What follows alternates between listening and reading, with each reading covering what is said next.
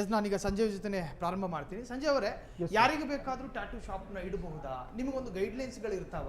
ನೋಡಿ, ಸಾಕಷ್ಟು ಈ ಟ್ಯಾಟೂ ಹಾಕಿಸಿಕೊಂಡವರ ಪೈಕಿ ಡೆಡ್ಲಿ ರೋಗಕ್ಕೆ ತುತ್ತಾದವರಿದ್ದಾರೆ. ಹಾಗಾಗಿ ಇದನ್ನ ನಿಮಗೊಂದು ಗೈಡ್ಲೈನ್ಸ್, ಅದನ್ನ ಫಾಲೋ ಮಾಡಬೇಕು ಅಂತ ಹೇಳಿ ಏನಾದರೂ ಮ್ಯಾಂಡೇಟರಿ ರೂಲ್ಸ್ಗಳಿದಾವೆ ಸರ್? ಖಂಡಿತ ಇಲ್ಲ ಸರ್. ಆ್ಯಕ್ಚುಲಿ ಮೇನ್ಲಿ ಏನಂದರೆ ನಮಗೆ full hygienic maintain ಮಾಡಬೇಕಾಗಿರುತ್ತೆ.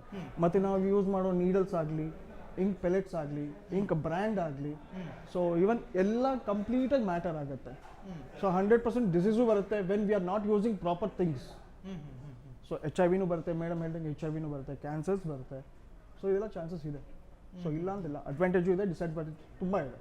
Yes sir, ಈಗ ಸಾಕಷ್ಟು ಕಸ್ಟಮರ್ಸ್ಗಳು ನಿಮ್ಮ ಇದಕ್ಕೆ ಬರ್ತಾ ಇರ್ತಾರೆ ಸರ್. ಕೆಲವರು ಹೇಳಿರೋದಿದೆಯಾ, ನಾನು ಅಲ್ಲೊಂದು ಶಾಪಿಗೆ ಹೋದೆ, ಅಲ್ಲಿ ಹಾಕಿಸ್ಕೊಂಡೆ, ನೋಡಿ ನನ್ನ ಸ್ಕಿನ್ ಈ ಮಟ್ಟಕ್ಕೆ ಬಂದಿದೆ, ನೋಡಿ ಈ ಥರದ ಅಲರ್ಜಿ ಆಗಿದೆ, ಈ ಥರ ಹಂಚ್ಕೊಂಡವ್ರು ಇದ್ದಾರೆ ಸರ್ ನಿಮ್ಮ ಜೊತೆ? ಸರ್, ನಾನು 15 ಇಯರ್ಸಿಂದ ಗಾಂಧಿ ಬಜಾರಲ್ಲಿ ನಂದು ಸ್ಟುಡಿಯೋ ಇದೆ. 15 ಇಯರ್ಸಿಂದ ಇದೆ. ನನ್ನ ಹತ್ರ ಆಲ್ಮೋಸ್ಟ್ ಒಂದು 10 ಸ್ಟೂಡೆಂಟ್ಸ್ ಕಲ್ತು ಹೋಗಿದ್ದಾರೆ. ಸೊ ಈ 15 ಇಯರ್ಸಲ್ಲಿ ತುಂಬ ಡಿಫ್ರೆಂಟ್ ಕೇಸಸ್ ನೋಡಿದ್ದೀನಿ. ಸೊ ಇದಾಗಿದ್ದುಂಟು. ಲೋಕಲ್ ಆರ್ಟಿಸ್ಟ್ ಯೂಟ್ಯೂಬ್ ನೋಡಿ ಕಲ್ತಿರೋ ತುಂಬ ಜನ ಇದ್ದಾರೆ. ಸೊ ಮುಂಚೆ ಒಂದು ಪ್ರಾಸೆಸ್ ಇತ್ತು ಸರ್. ಒಂದು ಪರ್ಟಿಕ್ಯುಲರ್ ಒಂದು ಕ್ಲಾಸ್ಗೆ ಹೋಗಿ ಕಲ್ತು, ಸ್ಕಿನ್ನಲ್ಲಿ 7 ಲೇಯರ್ಸ್ ಇರುತ್ತೆ. ಸೊ ಆ ಲೇಯರ್ಸಲ್ಲಿ ಯಾವ ಲೇಯರ್ಸಲ್ಲಿ ನೀರಲ್ಲಿ ನಾವು ಇಂಜೆಕ್ಟ್ ಮಾಡಬೇಕು, ಇಂಕ್ ಇಂಜೆಕ್ಟ್ ಮಾಡಬೇಕು ಅನ್ನೋದೊಂದು ನಮಗೆ ರೂಲ್ಸ್ ಇರುತ್ತೆ. ಸೊ ಅದು ಯಾವುದೇ ಟ್ರೆಂಡ್ ತೊಗೊಳ್ದೆ ಏನು ಮಾಡ್ತಾರೆ, ಯೂಟ್ಯೂಬ್ ನೋಡಿ ಕಲ್ತ್ಕೊಂಡು ಶಾಪ್ ಓಪನ್ ಮಾಡಿಬಿಡ್ತಾರೆ. ಇವಾಗಿರೋ ಟ್ರೆಂಡ್ಸು, ಕ್ರೇಜು, ಹುಡುಗರೆಲ್ಲ ಏನು ಮಾಡ್ತಾರೆ, ಅನ್ಟ್ರೈನ್ಡ್ ಆಗಿರೋದ್ರಿಂದ 100% ಅದು ಪ್ರಾಬ್ಲಮ್ಸ್ ಆಗುತ್ತೆ. ಎಸ್ ಎಸ್ ಎಸ್ ಇನ್ನು ಸ್ವಾತಿ ಅವಾಜಿ ವೈದ್ಯರು ಜಾಯ್ನ್ ಆಗಿದ್ದಾರೆ. ಮೇಡಮ್, ಇತ್ತೀಚೆಗೆ ಸಾಕಷ್ಟು ಜನ ಹೇಳಿಕೊಳ್ಳೋ ಒಂದು ಮಾತಿದೆ, ನಾನು ಈ ಟ್ಯಾಟೂ ಹಾಕಿಸಿಕೊಳ್ಳುವುದರ ಮುಖೇನ ನಾನು ಎಲ್ಲವನ್ನೂ ಲಾಸ್ಟ್ ಮಾಡ್ತೀನಿ. ಕೆಲವರು ಅಡಿಕ್ಟ್ ಆದವರು ಕೂಡ ಇದ್ದಾರೆ ಮೇಡಮ್. ಇದೊಂಥರದ್ದು ಲಹರಿನ ಅಂತ, ಈ ಟ್ಯಾಟೂ ಅನ್ನೋದು ಕೆಲವರಿಗೆ ಲಹರಿಯಾಗಿ ಬದಲಾಗಿದೆಯಾ ಅಂತ? ಈಗಿನ ಎಸ್ಪೆಷಲಿ ಯಂಗ್ ಜನರೇಷನ್ ಅತಿ ಹೆಚ್ಚು ಟ್ಯಾಟೂ ಹಾಕ್ಸ್ಕೊಳ್ಳಿಕ್ಕೆ ಮುಂದಾಗ್ತಿದ್ದಾರೆ. ಆಕ್ಚುಲಿ ನಾವ್ ಹೇಳ್ಬೇಕು ಅಂದ್ರೆ ಟ್ಯಾಟೂ ಹಾಕ್ಸ್ಕೊಳೋದು ಒಳ್ಳೆ, ಅವ್ರಿಗೆ ಇಷ್ಟ, ಫ್ಯಾಷನ್ ಅಂತ ಮಾಡ್ತಾರೆ. ಒಬ್ರು ಹಾಕ್ಸ್ಕೊಂತಾರಂತ ಇನ್ನೊಬ್ರು ಹಾಕ್ಸ್ಕೊಂತಾರೆ. ಇವಾಗಂತೂ ಪರ್ಮನೆಂಟ್ ಮೇಕಪ್ ಅದು ಆಗ್ತಾ ಸ್ಟಾರ್ಟ್ ಆಗ್ತಾ ಇದೆ.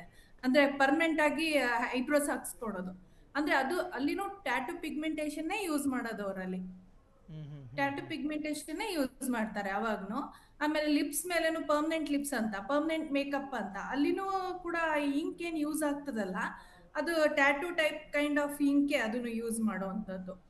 ಸೊ ಇವಾಗ ಟ್ಯಾಟೂ ಟ್ರೆಂಡಿಂಗ್ ಅಂತ ಯಂಗ್ಸ್ಟರ್ಸ್ ಅಲ್ಲಿ ಅಂತ ಅಲ್ಲ, ಲೇಡೀಸ್ ಅಲ್ಲಿನೂ ಹೆಚ್ಚಾಗಿ ಟ್ಯಾಟೂ ಯೂಸ್ ಮಾಡ್ತಾ ಇದ್ದಾರೆ ಈಗ. ಅದರಿಂದ ಸ್ಕಿನ್ ರ್ಯಾಶಸ್ ಆಗ್ಬೋದು, ಕೀಲಾಯ್ಡ್ಸ್ ಅಂತ ಹೇಳ್ತೀವಿ, ಅಂತದೆಲ್ಲ ಆಗ್ತದೆ.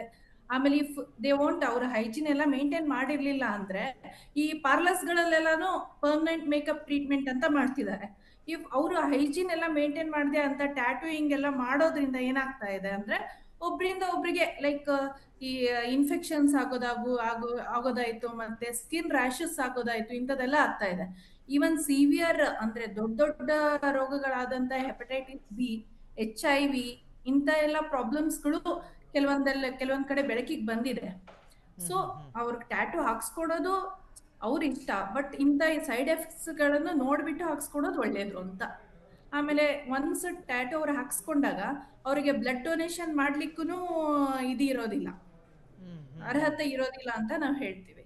ಸೊ ಟ್ಯಾಟೂ ಹಾಕ್ಸ್ಕೊಡೋದು ಎಷ್ಟು ಒಳ್ಳೇದೋ ಅಷ್ಟೇ ದುಷ್ಪರಿಣಾಮಗಳನ್ನ ಹೆಚ್ಚು ಇವಾಗ ಕಂಡ್ಕೊಳ್ತಾ ಇದೀವಿ ನಾವು ಈಗಿನ ಒಂದು ದಿನಗಳಲ್ಲಿ.